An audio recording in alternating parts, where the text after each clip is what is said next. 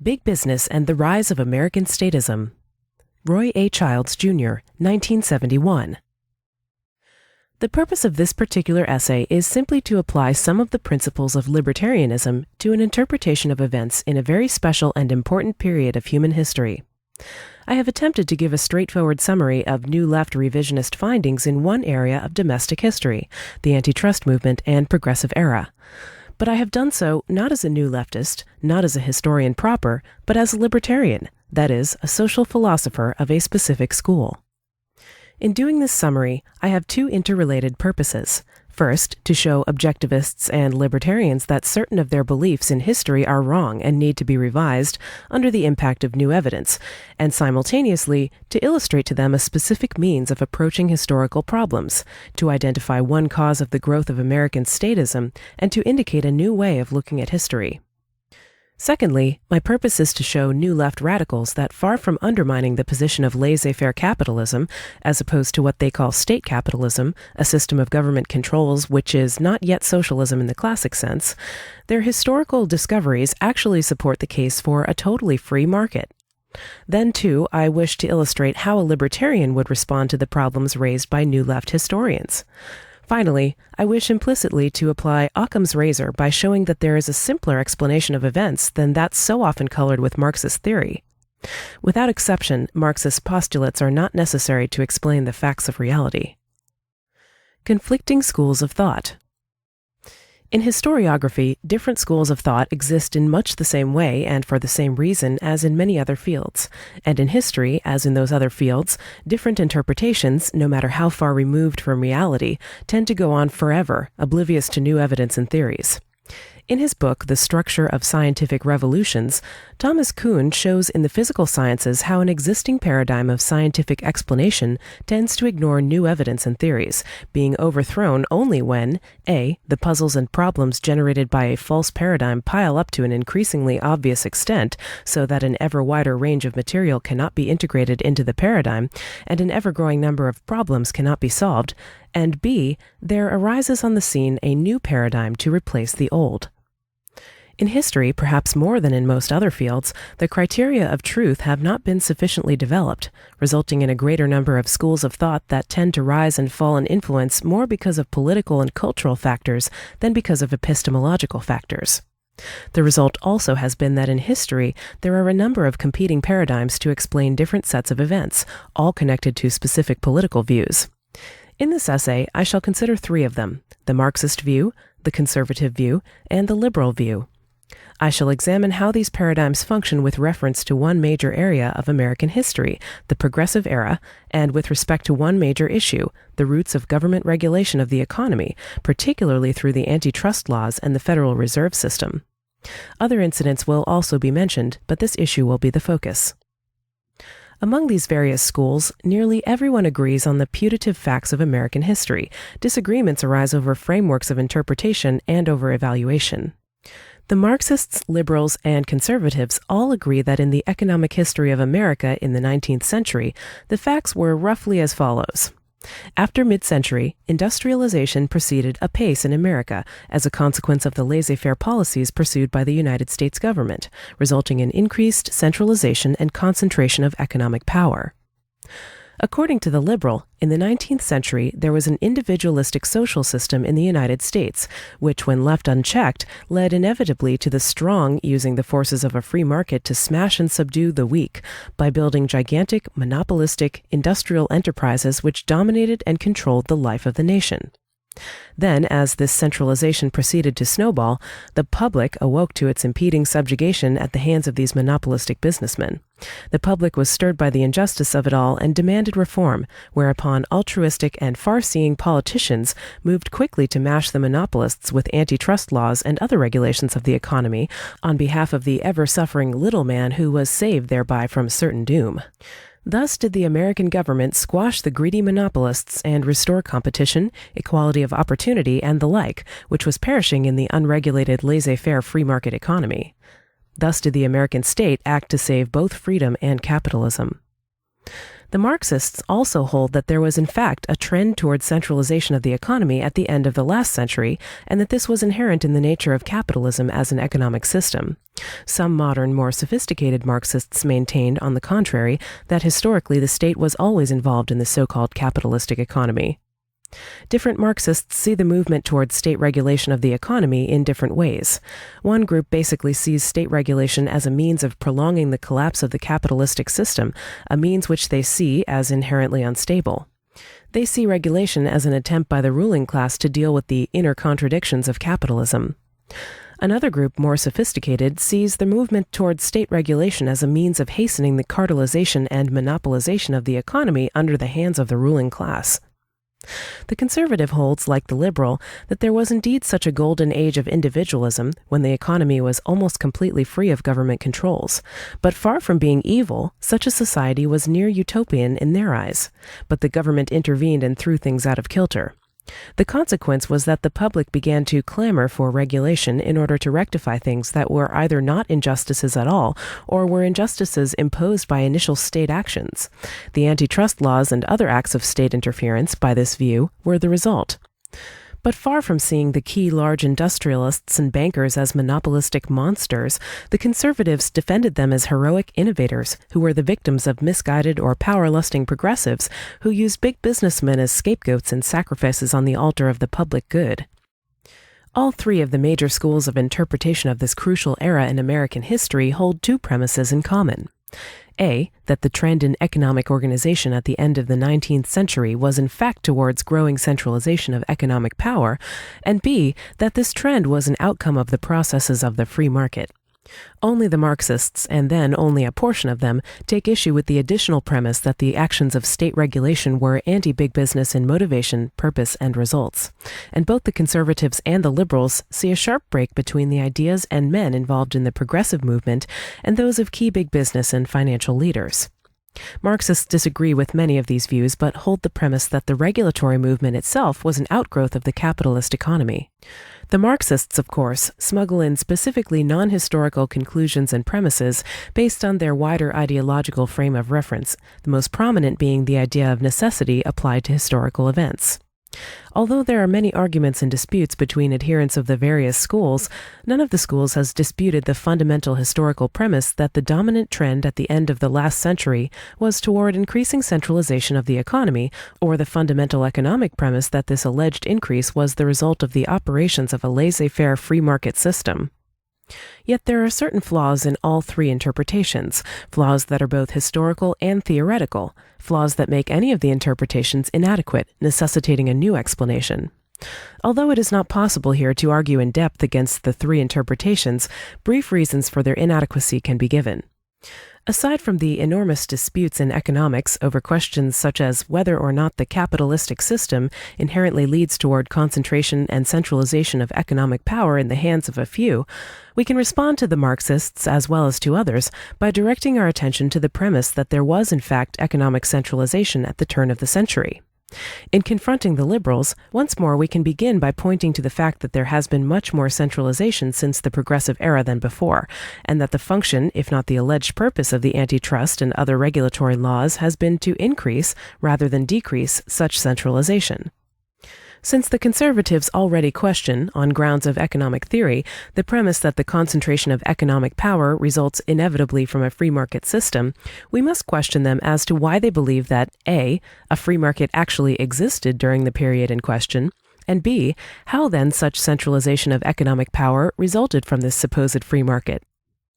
Aside from all the economic arguments, let us look at the period in question to see if any of the schools presented hold up in any measure or degree. The roots of regulation. In fact and in history, the entire thesis of all three schools is botched from beginning to end. The interpretations of the Marxists, the liberals, and the conservatives are a tissue of lies. As Gabriel Kolko demonstrates in his masterly The Triumph of Conservatism and in Railroads and Regulation, the dominant trend in the last 3 decades of the 19th century and the first 2 of the 20th was not towards increasing centralization, but rather, despite the growing number of mergers and the growth in the overall size of many corporations, toward growing competition. Competition was unacceptable to many key business and financial leaders, and the merger movement was to a large extent a reflection of voluntary, unsuccessful business efforts to bring irresistible trends under control. As new competitors sprang up, and as economic power was diffused throughout an expanding nation, it became apparent to many important businessmen that only the national government could control and stabilize the economy.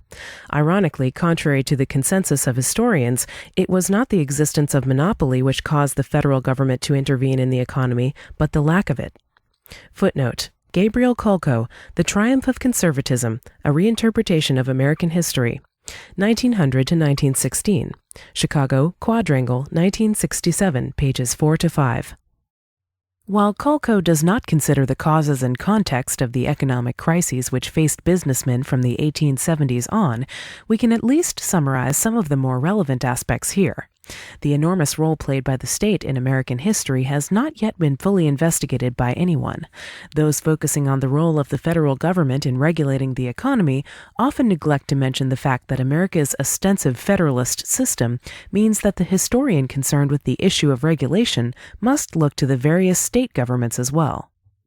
What he will find already has been suggested by a growing number of historians, that nearly every federal program was pioneered by a number of state governments, including subsidies, land grants, and regulations of the antitrust variety.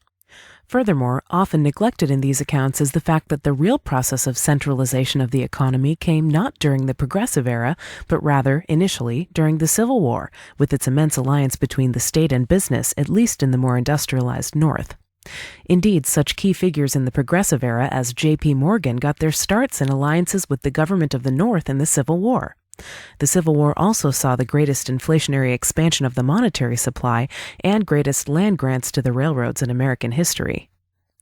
These and other related facts mean that an enormous amount of economic malinvestment occurred during and immediately after the Civil War, and the result was that a process of liquidation of malinvestment took place, a depression in the 1870s.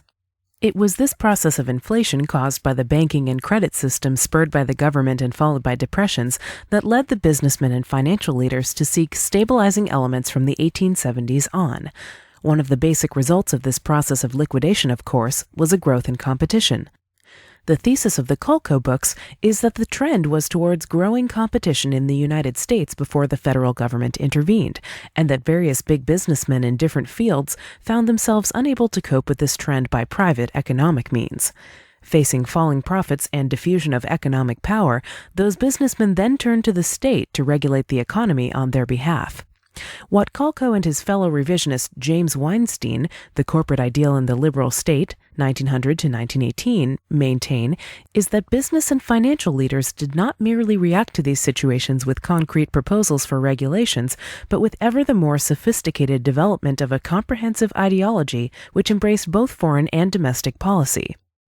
Weinstein in particular links up the process of businessmen turning to the state for favors in response to problems which they faced and the modern corporate liberal system. He maintains that the ideology now dominant in the U.S. had been worked out for the most part by the end of the First World War, not during the New Deal, as is commonly held, and that the ideal of a liberal corporate social order was developed consciously and purposefully by those who then, as now, enjoyed supremacy in the United States. The more sophisticated leaders of America's largest corporations and financial institutions. Footnote: James Weinstein, The Corporate Ideal in the Liberal State, 1900 to 1918, Boston, Beacon, 1968, Chapter 9. In examining this thesis, I shall focus predominantly on the activities of the National Civics Federation, a group of big businessmen that was the primary ideological force behind many reforms. Since the basic pattern of regulation was first established in the case of the railroads, a glance at this industry will set the basis for an examination of the others. American industry as a whole was intensely competitive in the period from 1875 on. Many industries, including the railroads, had overexpanded and were facing a squeeze on profits. American history contains the myth that the railroads faced practically no competition at all during this period, that freight rates constantly rose, pinching every last penny out of the shippers, especially the farmers, and bleeding them to death. Historian Kolko shows that Contrary to the common view, railroad freight rates, taken as a whole, declined almost continuously over the period from 1877 to 1916, and although consolidation of railroads proceeded apace, this phenomenon never affected the long-term decline of rates or the ultimately competitive nature of much of the industry. In their desire to establish stability and control over rates and competition, the railroads often resorted to voluntary cooperative efforts. When these efforts failed, as they inevitably did, the railroad men turned to political solutions to stabilize their increasingly chaotic industry. They advocated measures designed to bring under control those railroads within their own ranks that refused to conform to voluntary compacts. From the beginning of the 20th century until at least the initiation of World War I, the railroad industry resorted primarily to political alternatives and gave up the abortive efforts to put its own house in order by relying on voluntary cooperation. Insofar as the railroad men did think about the larger theoretical implications of centralized federal regulation, they rejected the entire notion of laissez-faire, and most railroad leaders increasingly relied on a Hamiltonian conception of the national government. Footnote: Gabriel Kulko, Railroads and Regulation. Princeton University Press, 1965, pages 3 to 5. The two major means used by competitors to cut into each other's markets were rate wars, price cutting, and rebates. The aim of business leaders was to stop these. Their major unsuccessful tool was the pool, which was continuously broken up by competitive factors. Footnote: See both Kulko books for factual proof of this.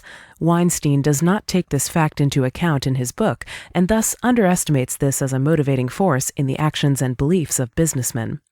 For a theoretical explanation, see Murray and Rothbard, Man, Economy, and State with Power and Market. Auburn, Alabama, Mises 2009, pages 636 to 661, Chapter 10, Section 2, Cartels and Their Consequences. The first serious pooling effort in the East, sponsored by the New York Central, had been tried as early as 1874 by Vanderbilt. The pool lasted for 6 months. In September 1876, a Southwestern Railroad Association was formed by 7 major companies in an attempt to voluntarily enforce a pool. It didn't work and collapsed in early 1878. Soon it became obvious to most industrial leaders that the pooling system was ineffective. In 1876, the first significant federal regulatory bill was introduced into the House by J.R. Hopkins of Pittsburgh. Drawn up by the attorney for the Philadelphia and Reading Railroad, it died in committee. By 1879, there was a general unanimity among pool executives that without government sanctions, the railroads would never maintain or stabilize rates. Footnote: Kulko, Railroads, page 26. By 1880, the railroads were in serious trouble. The main threat was identified as cutthroat competition. Far from pushing the economy toward greater centralization, economic forces indicated that centralization was inefficient and unstable. The push was towards decentralization, and smaller railroads often found themselves much less threatened by economic turns of events than the older, more established, and larger business concerns. Thus, the Marxist model finds itself seriously in jeopardy in this instance, for the smaller forms and railroads, throughout the crises of the 1870s and 1880s, often were found to be making larger profits on capital invested than the giant businesses. Furthermore, much of the concentration of economic power which was apparent during the 1870s and on was the result of massive state aid immediately before, during, and after the Civil War, not the result of free market forces. Much of the capital accumulation, particularly in the cases of the railroads and banks, was accomplished by means of government regulation and aid, not by free trade on a free market. Also, the liberal and conservative models which stress the supposed fact that there was growing centralization in the economy and that competition either lessened or became less intense are both shaken by historical facts. And we already have seen that it was the railroad leaders faced with seemingly insurmountable problems who initiated the drive for federal government regulation of their industry. Rate wars during 1881 pushed freight rates down 50% between July and October alone. Between 1882 and 1886, freight rates declined for the nation as a whole by 20%. Railroads were increasingly talking about regulation with a certain spark of interest. Chauncey Depew, attorney for the New York Central, had become convinced of the Regulatory Commission's necessity for the protection of both the public and the railroads. Footnote: Calco, Railroads, page 17. He soon converted William H. Vanderbilt to his position. Footnote: the twin facts here that Vanderbilt needed converting and that he had other options open to him should by themselves put to rest the more simplistic Marxist theories of class consciousness, awareness of interests, and relationships to the means of production. Agitation for regulation to ease competitive pains increased, and in 1887 the Interstate Commerce Act was passed. According to the Railway Review, an organ of the railroad, it was only a first step. The act was not enough, and it did not stop either the rate wars or rebates. So early in 1889, during a prolonged rate war, J.P. Morgan summoned presidents of major railroads to New York to find ways to maintain rates and enforce the act, but this too was a failure. The larger railroads were harmed most by this competition. The smaller railroads were in many cases more prosperous than in the early 1880s. Morgan weakened rather than strengthened many of his roads, and on them services and safety often declined. Many of Morgan's lines were overexpanded into areas where competition was already too great. Footnote: Calco, Railroads, pages 65 to 66. Competition again increased. The larger roads then led the fight for further regulation, seeking more power for the Interstate Commerce Commission, ICC. In 1891, the president of a Midwestern railroad advocated that the entire matter of setting rates be turned over to the ICC. An ICC poll taken in 1892 of 15 railroads showed that 14 of them favored legalized pooling under commission control. Another important businessman, A. Walker, who zipped back and forth between business and government agencies, said that railroad men had had enough of competition. The phrase free competition sounds well enough as a universal regulator, he said, but it regulates by the knife. Footnote: Calco, Railroads, page 74. In 1906, the Hepburn Act was passed, also with business backing. The railroad magnate Cassatt spoke out as a major proponent of the act and said that he had long endorsed federal rate regulation. Andrew Carnegie, too, popped up to endorse the act. George W. Perkins, an important Morgan associate, wrote his boss that the act is going to work out for the ultimate and great good of the railroad. But such controls were not enough for some big businessmen. Thus, E.P. Ripley, the president of the Santa Fe, suggested what amounted to a Federal Reserve System for the railroads, cheerfully declaring that such a system would do away with the enormous waste of the competitive system and permit businesses to follow the line of least resistance, a chant later taken up by Mussolini. In any case, we have seen that A. The trend was not towards centralization at the close of the 19th century.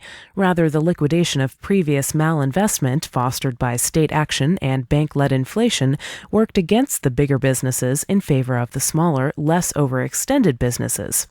B. There was, in the case of the railroads anyway, no sharp dichotomy or antagonism between big businessmen and the progressive movement's thrust for regulation. And C, the purpose of the regulations, as seen by key business leaders, was not to fight the growth of monopoly and centralization, but to foster it. The culmination of this big business-sponsored reform of the economic system is actually today's system.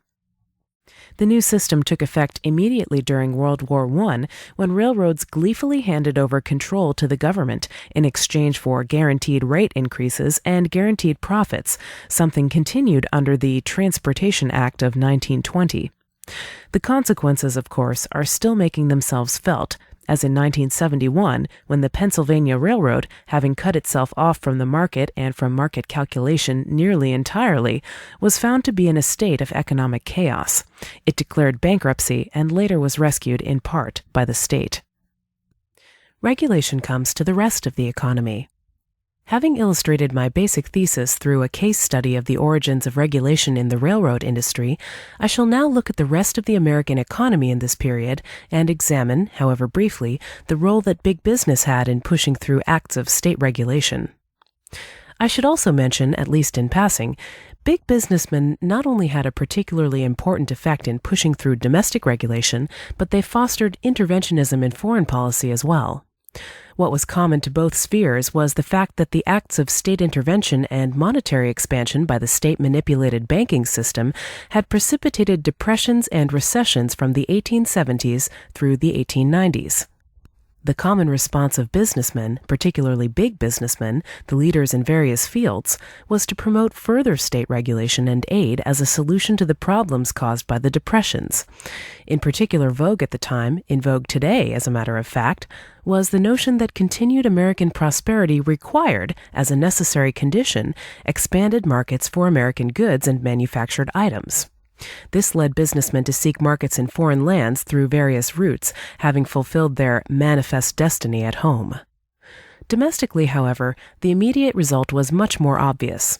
From about 1875 on, many corporations, wishing to be large and dominant in their field, overexpanded and overcapitalized. Mediocre entrepreneurship, administrative difficulties, and increasing competition cut deeply into the markets and profits of many giants. Mergers often were tried, as in the railroad industry, but the larger mergers brought neither great profits nor less competition. As Culco states, quite the opposite occurred. There was more competition, and profits, if anything, declined. A survey of 10 mergers showed, for instance, that the companies earned an average of 65% of their pre-consolidation profits after consolidation. Over-centralization inhibited their flexibility of action, and hence their ability to respond to changing market conditions. In short, things were not as bad for other industries as for the railroads. They were often worse. In the steel industry, the price of most steel goods declined more or less regularly until 1895, and even though prices rose somewhat thereafter, there was considerable insecurity about what other competitors might choose to do next. A merger of many corporations in 1901, based on collaboration between Morgan and Carnegie, resulted in the formation of U.S. Steel. Yet U.S. Steel's profit margin declined over 50% between 1902 and 1904. In its first 2 decades of existence, U.S. Steel held a continually shrinking share of the market. Due to technological conservatism and inflexible leadership, the company became increasingly costly and inefficient. Voluntary efforts at control failed. U.S. Steel turned to politics. In the oil industry, where Standard Oil was dominant, the same situation existed. In 1899, there were 67 petroleum refiners in the U.S. Within 10 years, the number had grown to 147 refiners. In the telephone industry, things were in a similar shape. From its foundation in 1877 until 1894, Bell Telephone, AT&T, had a virtual monopoly in the industry based on its control of almost all patents. Footnote: it is instructive to note that most of these patents were illegitimate according to libertarian ownership theories, since many other men had independently discovered the telephone and subsequent items besides Bell and the AT&T group, yet they were coercively restrained from enjoying the product of such creativity. On the illegitimacy of such patent restriction, see Rothbard, pages 745 to 754, Chapter 10, Section 7, Patents and Copyrights. In 1894, many of the patents expired. Bell immediately adopted a policy of harassing the host of aspiring competitors by suing them. 27 suits were instituted in 1894 to 1895 alone for allegedly infringing Bell patents. Footnote: Culco, Triumph, pages 30 to 39. But such efforts to stifle competition failed. By 1902, there were 9,100 independent telephone systems. By 1907, there were 22,000. Most had rates lower than AT&T. In the meatpacking industry, too, the large packers felt threatened by increasing competition. Their efforts at control failed. Similar diffusion of economic power was the case in other fields, such as banking, where the power of the Eastern financiers was being seriously eroded by Midwestern competitors. This, then, was the basic context of big business. These were the problems that it faced. How did it react? Almost unanimously, it turned to the power of the state to get what it could not get by voluntary means. Big business acted not only through concrete political pressure, but by engaging in large-scale, long-run ideological propaganda, or education, aimed at getting different sections of the American society united behind statism in principle and practice. Let us look at some of the activities of the major organizational tool of big business, the National Civics Federation. The NCF was actually a reincarnation of Hamiltonian views on the relation of the state to business. Primarily an organization of big businessmen, it pushed for the tactical and theoretical alliance of business and government, a primitive version of the modern business-government partnership.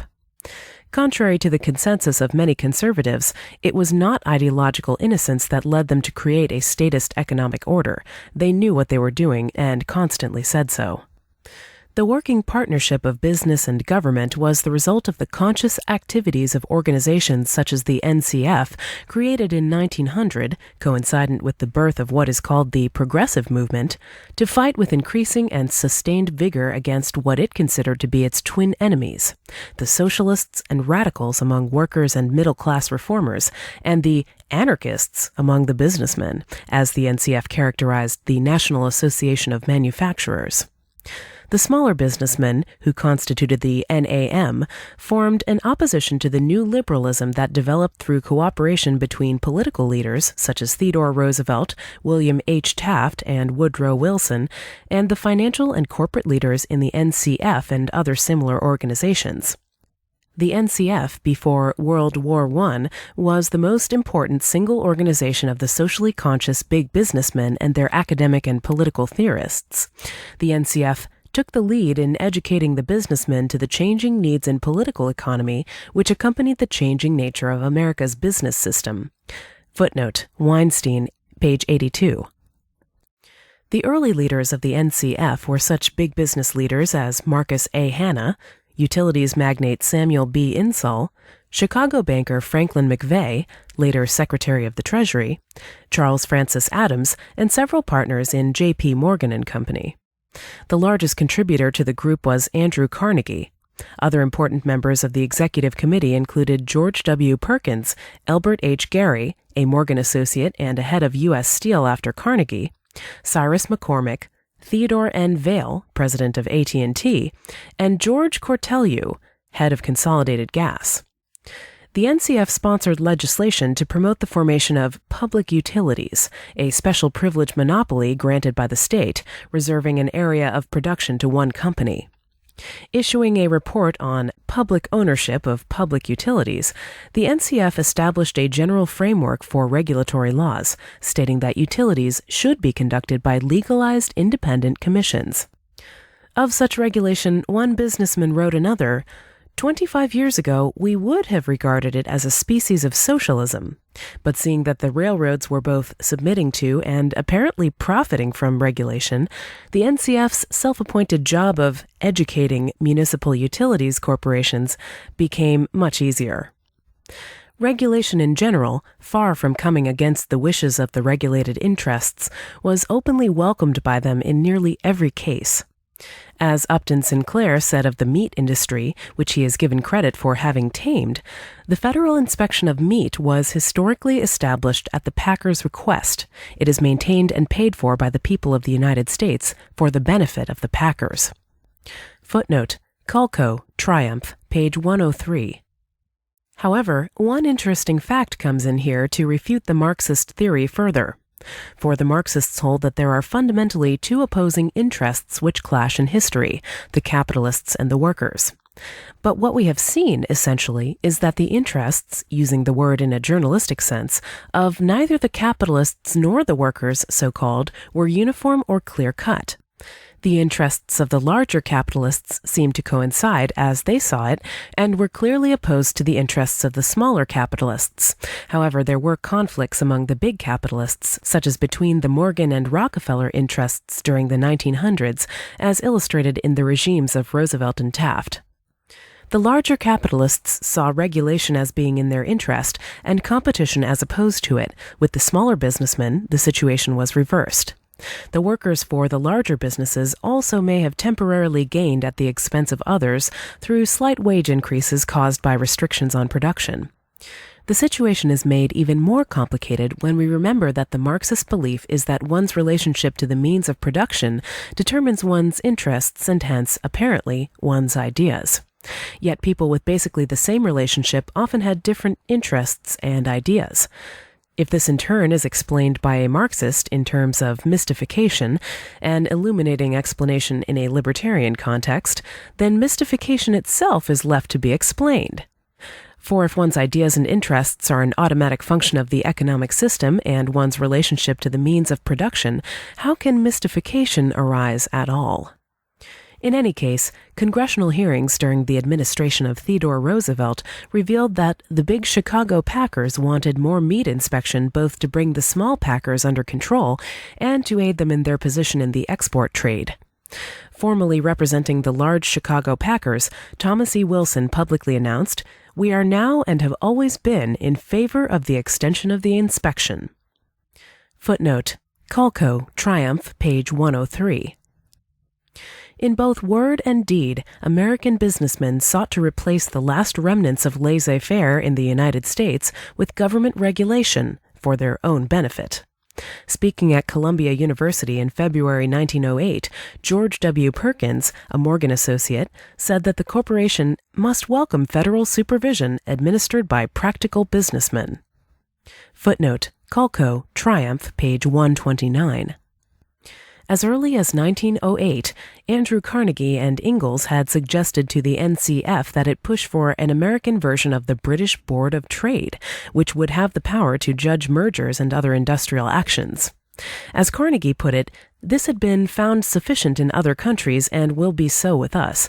We must have our industrial as we have a judicial Supreme Court. Footnote: Weinstein, page 180. Carnegie also endorsed government actions to end ruinous competition. It always comes back to me that government control, and that alone, will properly solve the problem. There is nothing alarming in this. Capital is perfectly safe in the gas company, although it is under court control. So will all capital be, although under government control. Footnote: Calco, Triumph, page 180. AT&T, controlled by J.P. Morgan as of 1907, also sought regulation. The company got what it wanted in 1910 when telephones were placed under the jurisdiction of the ICC and rate wars became a thing of the past. President T.N. Vail of AT&T said, "We believe in and were the first to advocate governmental control and regulation of public utilities." By June 1911, Elbert H. Gary of U.S. Steel appeared before a congressional committee and announced to astonished members, "I believe that we must come to enforced publicity and governmental control, even as to prices." He virtually offered to turn price control over to the government. Calco states that the reason Gary and Carnegie were offering the powers of price control to the federal government was not known to the congressmen, who were quite unaware of the existing price anarchy in steel. The proposals of Gary and Carnegie, the Democratic majority on the committee reported, were really semi-socialistic and hardly worth endorsing. Footnote: Calco, Triumph, pages 173 to 174. Gary also proposed that a commission similar to the ICC be set up to grant, suspend, and revoke licenses for trade and to regulate prices. In the fall of 1911, the NCF moved in two fronts. It sent a questionnaire to 30,000 businessmen to seek out their positions on a number of issues. Businessmen favored regulation of trade by 3-1. In November of 1911, Theodore Roosevelt proposed a national commission to control organization and capitalization of all interstate businesses. The proposal won an immediate and enthusiastic response from Wall Street. In 1912, Arthur Eddy, an eminent corporation lawyer working much of the time with Standard Oil and one of the architects of the FTC, stated boldly in his magnum opus, The New Competition, what had been implicit in the doctrines of businessmen all along. Eddy trumpeted that competition was inhuman and that war was hell. Thus did big businessmen believe and act. Meanwhile, back at the bank, J.P. Morgan was not to be left out. For Morgan, because of his ownership or control of many major corporations, was in the fight for regulation from the earliest days onward. Morgan's financial power and reputation were largely the result of his operations with the American and European governments. His many dealings in currency manipulations and loans to oppressive European states earned him the reputation of a rescuer of governments. One crucial aspect of the banking system at the beginning of the 1900s was the relative decrease in New York's financial dominance and the rise of competitors. Morgan was fully aware of the diffusion of banking power that was taking place, and it disturbed him. Hence, bankers too turned to regulation. From very early days, Morgan had championed the cause of a central bank, of gaining control over the nation's credit through a board of lending bankers under government supervision. By 1907, the NCF had taken up the call for a more elastic currency and for greater centralization of banking. Nelson Aldrich proposed a Reform Bank Act and called a conference of 22 bankers from 12 cities to discuss it. The purpose of the conference was to discuss winning the banking community over to government control directed by the bankers for their own ends. A leading banker, Paul Warburg, stated that it would be a blessing to get these small banks out of the way. Footnote: Colco, Triumph, page 183. Most of his associates agreed. In 1913, 2 years after the conference, and after any squabbles over specifics, the Federal Reserve Act was passed. The big bankers were pleased. These were not the only areas in which businessmen and their political henchmen were active. Indeed, ideologically speaking, they were behind innumerable progressive actions and even financed such magazines as The New Republic. Teddy Roosevelt made a passing reference to the desirability of an income tax in his 1906 message to Congress, and the principle received support from such businessmen as George W. Perkins and Carnegie, who often referred to the unequal distribution of wealth as one of the crying evils of our day.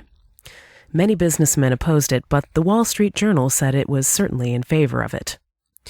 The passage of the Clayton Antitrust Act and the creation of the Federal Trade Commission occurred in 1914. Once established, the FTC began its attempt to secure the confidence of well-intentioned businessmen.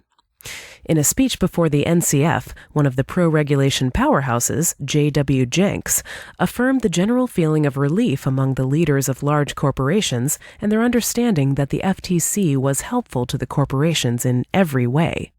Footnote: Weinstein, page 91.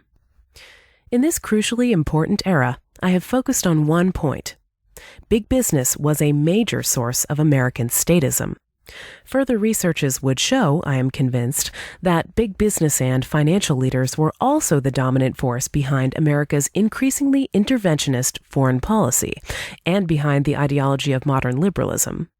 In fact, by this analysis, sustained research might show American liberal intellectuals to be the running dogs of big businessmen, to twist a Marxist phrase a little bit.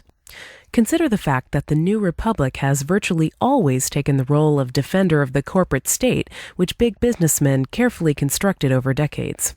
Consider the fact that such businessmen as Carnegie not only supported all the groups mentioned and the programs referred to, but also supported such things as the big Navy movement at the turn of the century. He sold steel to the United States government that went into the building of ships, and he saw in the Venezuela boundary dispute the possibility of a large order for armor from the United States Navy. Footnote: Walter Lefebvre, The New Empire, An Interpretation of American Expansion, 1860 to 1890. Ithaca, Cornell University Press, 1963, page 239, page 273, note. The note on Carnegie's linking of the Venezuela boundary dispute with obtaining large orders of steel from the Navy was taken from Carnegie's correspondence. Carnegie, along with Rockefeller and later Ford, was responsible for sustained support of American liberalism through the foundations set up in his name. J.P. Morgan, the key financial leader, was also a prime mover of American statism. His foreign financial dealings led him to become deeply involved with Britain during World War I, and this involvement in turn led him to persuade Wilson to enter the war on Britain's behalf, to help save billions of dollars of loans which would be lost in the event of a German victory. In a more interesting light, consider the statements made in 1914 by S. Thruston Ballard, owner of the largest wheat refinery in the world. Ballard not only supported vocational schools as part of the public schools, which would transfer training costs to the taxpayers, restrictions on immigration, and a national minimum wage, he saw and proposed a way to cure unemployment. He advocated a federal employment service, public works, and if these were insufficient, government concentration camps where work with a small wage would be provided, supplemented by agricultural and industrial training. Footnote: Weinstein, page 91. Consider the role of big businessmen in pushing through public education in many states after World War I. Senator Wadsworth spoke before a NCF group in 1916, pointing out that compulsory government education was needed to protect the nation against destruction from within. It is to train the boy and girl to be good citizens, to protect against ignorance and dissipation. This meant that the reason to force children to go to school, at gunpoint if necessary, was so that they could be brainwashed into accepting the status quo, almost explicitly so that their capacity for dissent, i.e. their capacity for independent thinking, could be destroyed. Thus did Wadsworth also advocate compulsory and universal military training. Our people shall be prepared mentally as well as in a purely military sense. We must let our young men know that they owe some responsibility to this country. Indeed, we find V.E. Macy, president of the NCF at the close of the war, stating that it was not beside the mark to call attention to the nearly 30 million miners marching steadily toward full citizenship, and ask at what stage of their journey we should lend assistance to the work of quickening the sense of responsibility and partnership in the business of maintaining and perfecting the splendid social, industrial, and commercial structure which has been reared under the American flag. The need, Macy noted, was most urgent. Among American youths, there was a widespread indifference toward and aloofness from individual responsibility for the successful maintenance and upbuilding of the industrial and commercial structure which is the indispensable shelter of us all. Footnote: Weinstein, pages 133 to 135. Big business, then, was behind the existence and curriculum of the public educational system, explicitly to teach young minds to submit and obey, to pay homage to the corporate liberal system which the politicians, a multitude of intellectuals, and many big businessmen created. My intention here simply has been to present an alternative model of historical interpretation of key events in this one crucial era of American history, an interpretation which is neither Marxist, liberal, nor conservative, but which may have some elements in common with each. From a more ideological perspective, my purpose has been to present an accurate portrait of one aspect of how we got here, and indicate a new way of looking at the present system in America. To a large degree, it has been and remains big businessmen who are the fountainheads of American statism. If libertarians are seeking allies in their struggle for liberty, then I suggest that they look elsewhere. Conservatives, too, should benefit from this essay and begin to see big business as a destroyer, not as a unit, of the free market. Liberals should also benefit and re-examine their own premises about the market and regulation. Specifically, they might reconsider the nature of a free market and ponder on the question of why big business has been opposed to precisely that. Isn't it odd that the interests of liberals and key big businessmen have always coincided? The Marxists, too, might rethink their economics and reconsider whether or not capitalism leads to monopoly. Since it can be shown scientifically that economic calculation is impossible in a purely socialistic economy, and that pure statism is not good for man, perhaps the Marxists might also look at the real nature of a complete free market, undiluted by state control. Libertarians themselves should take heart. Our hope lies, as strange as it may seem, not with any remnants from an illusory golden age of individualism, which never existed, but with tomorrow. Our day has not come and gone. It has never existed at all. It is our task to see that it will exist in the future. The choice and the battle are ours.